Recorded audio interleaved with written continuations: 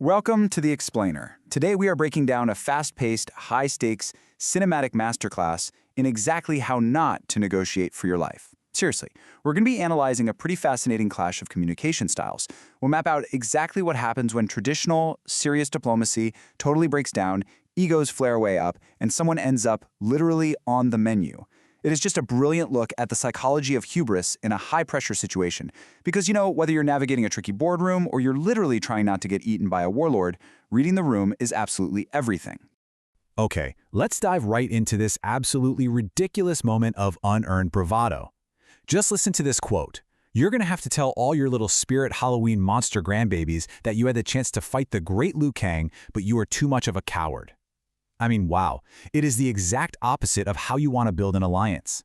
Calling a warlord's clan Spirit Halloween Monster grandbabies is insulting, it's dismissive, and it is 100% designed to provoke rather than persuade.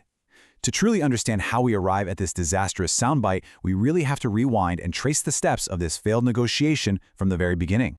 So part 1, the diplomatic failure, high stakes and hard stops. To get why this goes so horribly wrong later, we first have to look at the initial, highly serious attempt to build a coalition.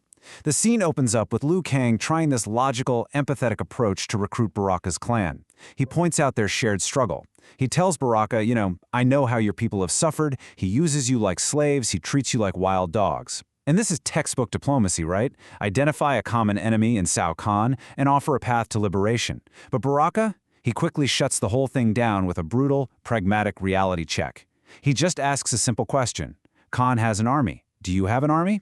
And when the answer is no, Baraka declares the whole thing a complete waste of time. It's a hard stop, based entirely on leverage, or, in Earth's case, the total lack of it. Baraka operates purely on the currency of power, and he recognizes instantly that Liu Kang currently has none. And this right here brilliantly illustrates a real-time clash of mindsets. On one hand, you have the stoic hero, Liu Kang, focusing entirely on liberation, mutual benefit, and respectful challenge.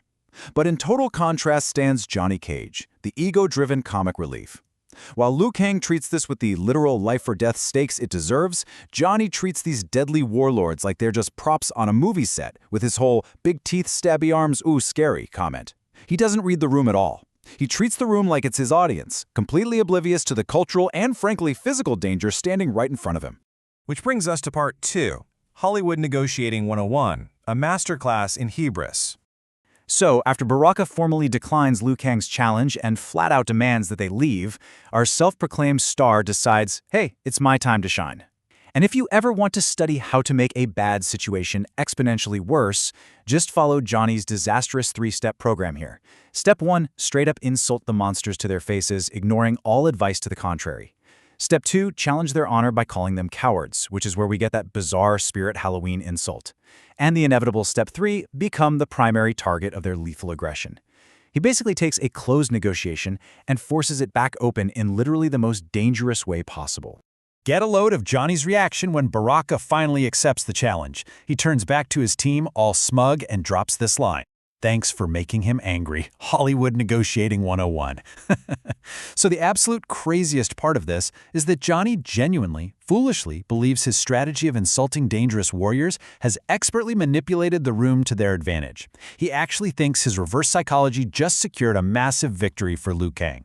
He's completely blind to the actual dynamic he just created. It's the ultimate lesson in the danger of bringing a massive ego into a negotiation. When you assume your usual little tricks are going to work on a completely different audience, you don't secure a win, you just paint a giant target on your own back. All right, Section 3, the lethal plot twist. And man, talk about unintended consequences. Well, unfortunately for Johnny, his genius plan works a little too well, and the target immediately shifts. Notice this sudden, terrifying pivot from a political standoff to Baraka's incredibly personal hunger for vengeance. Baraka bypasses Earth's greatest champion entirely. He looks right at the actor and delivers this chilling line, "My fight is with you. I find you annoying and I wish to kill you and eat you. That would bring me immense satisfaction." Boom. The geopolitical stakes just vanish. It's no longer about armies or realms or liberation. It boils down to a very simple primal motivation. Baraka finds Johnny annoying and he wants to eat him. Talk about a massive reality check for someone who thinks they're safely detached from the consequences of their words. Just watch the rapid, almost hilarious deterioration of his ego as the harsh reality of the situation sets in. We start off with just absolute arrogance. Do you have any idea who you're talking to? I'm Johnny Cage. But within minutes, as that death threat lands, he starts desperately backpedaling. Guys, I'm just a banter, just a character I play. Moments later, the illusion totally breaks down. I have stuntmen that do this for me. And finally, immediate sheer panic sets in as the fight is literally forced upon him and he screams, "I need a weapon!" It is just a spectacular collapse of an overinflated persona when confronted with undeniable physical danger. And to make matters worse, his own allies provide zero comfort. I mean, when you're facing down a flesh-eating warlord, you'd really hope your team has your back, right? Instead, Johnny's allies reach a rapid, unanimous consensus that he is absolutely doomed.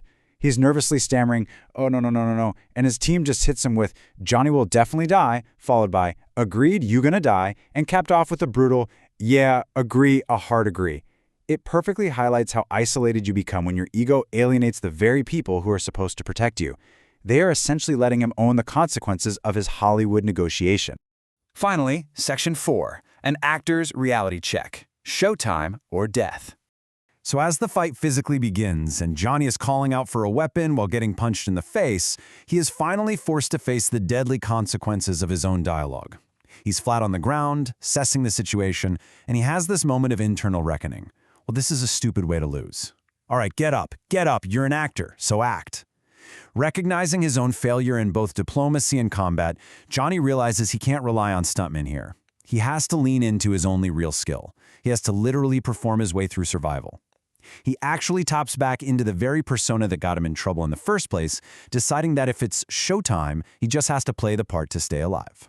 It's a fascinating, honestly hilarious paradox that leaves us questioning the true value of ego in a crisis.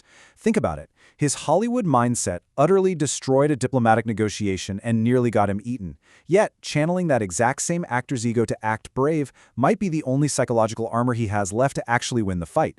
So, here's a thought to leave you with. When the stunt double isn't coming, is treating life like a movie your final, fatal mistake?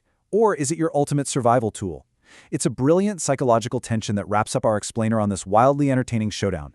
Keep questioning what you see, keep analyzing the tactics around you, and we'll catch you next time.